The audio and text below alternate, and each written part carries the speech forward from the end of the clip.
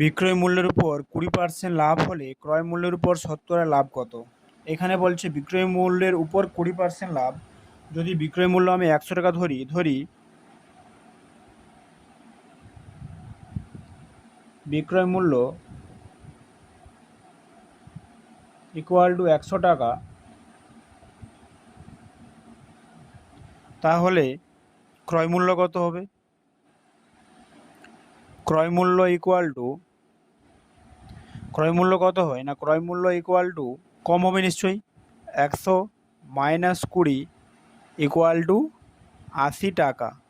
এবার এখানে 80 টাকা কেন হলো?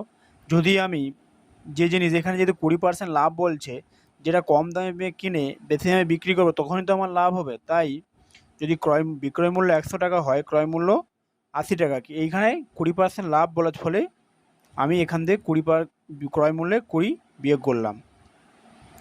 তাহলে লাভ আমার কত হবে না, লাভ সমান হবে যে বিক্রয় মূল্য মাইনাস ক্রয় মূল্য ইকুয়াল টু 20 টাকা। এবার আমাদের এখানে কি বের করতে বলছে কিনা, ক্রয় মূল্যের উপর শতকরা লাভ বের করতে বলছে। তাহলে ক্রয় মূল্যের উপর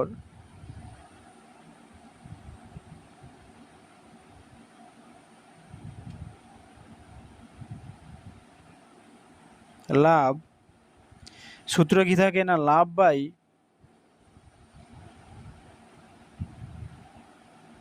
ক্রয় মূল্য ইন্টু 100%। যেহেতু এখানে আমার ক্রয় মূল্যের উপর বলছে লাভ, তাই লাভ বাই ক্রয় মূল্য রাখলাম। এবার এখানে লাভ কত ছিল না, 20 টাকা, আর ক্রয় মূল্য 80 টাকা ইন্টু 100%। এই 0 2 4 25% আমার লাভ। তাহলে এর উপর শতকরা লাভ 25%, এখানে 25%।